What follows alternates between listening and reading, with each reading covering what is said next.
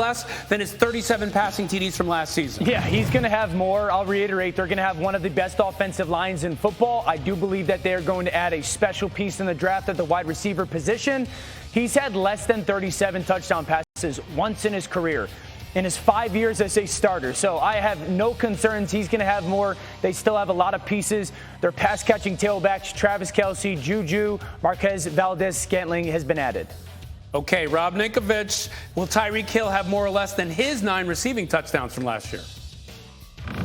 More. And I say that because when you pay a receiver that much money, when he is the highest paid receiver of all time, you got to make sure your investment looks good. You got to feed him the rock. You got to give him the ball and make sure that he scores a lot. And if you're Tua, guess what? He's a go-to guy.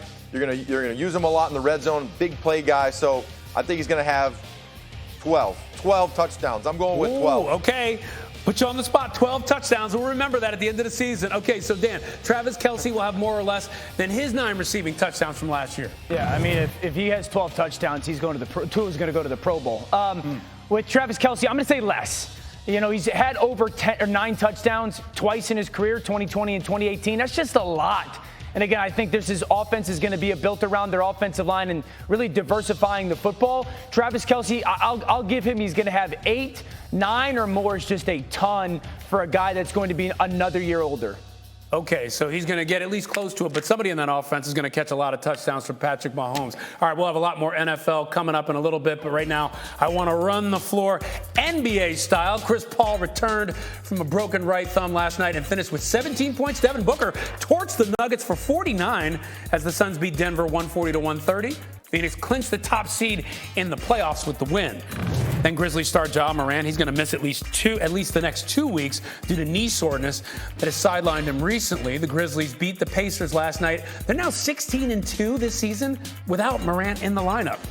And big news for the Nets that could have a huge impact on the NBA playoffs. New York City Mayor Eric Adams has lifted the mandate for unvaccinated athletes, meaning Kyrie Irving is now eligible to play all home games. Music to Nets fans' ears and music to our ears to see Kendrick Perkins and Zach Lowe now with us. All right, Perk, start with you. Kyrie cleared to play home games. What does this make the Nets now in the East? Eastern Conference contender. That's about it. Like I don't see the Nets making it to the finals with just Kyrie and Kevin Durant. And I know that they're special. Look, I was at the game when they played against the Memphis Grizzlies, sitting courtside with my feet on the wood. And here it is. Kyrie Irving had 43 points. I believe Kevin Durant had 35 or 37.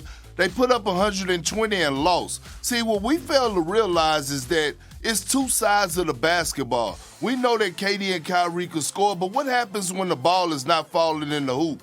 Defense still win championships. And so when I look at this Nets team, I'm not sold on them defensively, and I'm not sold on Steve Nash and trust him just yet to make adjustments.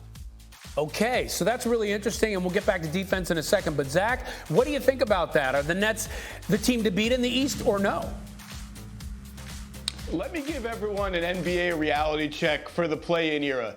If you're in the play-in tournament, by definition, you cannot be the team to beat in the Eastern Conference. That's it. Your margin for error is too little. The Nets are really good. Like Perk said, yeah, there's a universe, even without Simmons, which we'll talk about, where they can get to the conference finals and maybe push their way to the finals. But team to beat, you can't hang team to beat on a team that's 8th, on a team that doesn't have Joe Harris, on a team that's been missing LaMarcus Aldridge, Seth Curry missed the other day, Goran Dragic missed the other day. Their depth is compromised. We have no idea if or when Ben Simmons is going to play. You're going to hang team to beat on that? That's disrespectful to the Bucks, to the Heat, to the Celtics, who are steamrolling everybody in their path. You can't hang team to beat on that. Well, speaking of that, and we got to put that graphic up again, Caesars Sportsbook still sees them as the team to beat, although they're still the 8th seed. So kind of they are being a little disrespectful. There it is right there. They're being a little disrespectful to those teams. Now, Brooklyn's the 8th seed. They could face 7th seed Toronto with no with no Kyrie in the play-in game because of the Canada vaccine restrictions. Let's remember that.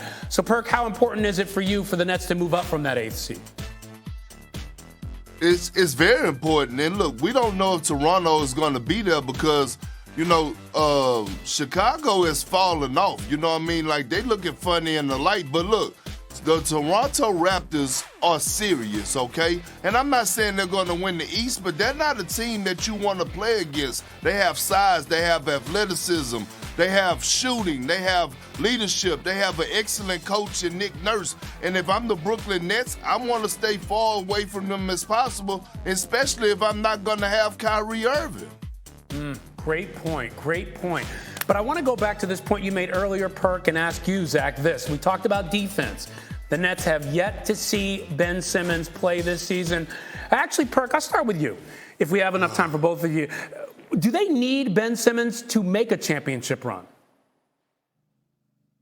They do need Ben Simmons, but what version of Ben Simmons, Ryan? See, that's the part we fail to realize. We haven't seen Ben Simmons play since last June.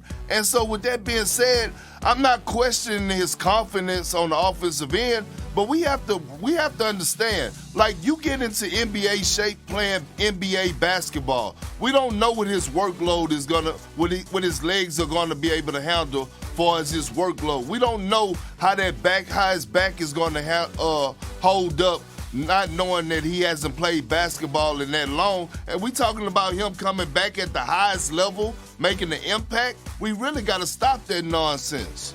And I also say, to your point, let's remember how Ben Simmons rolls in the playoffs. Doesn't always go so well. Zach, what do you think?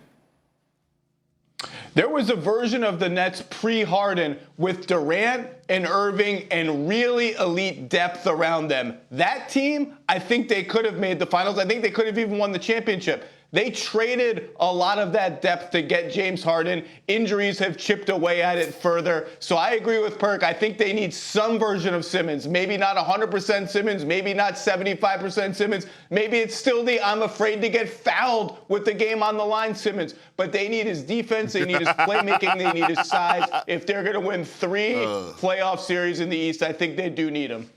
Great points all around, guys. Perk, Zach, thank you so much.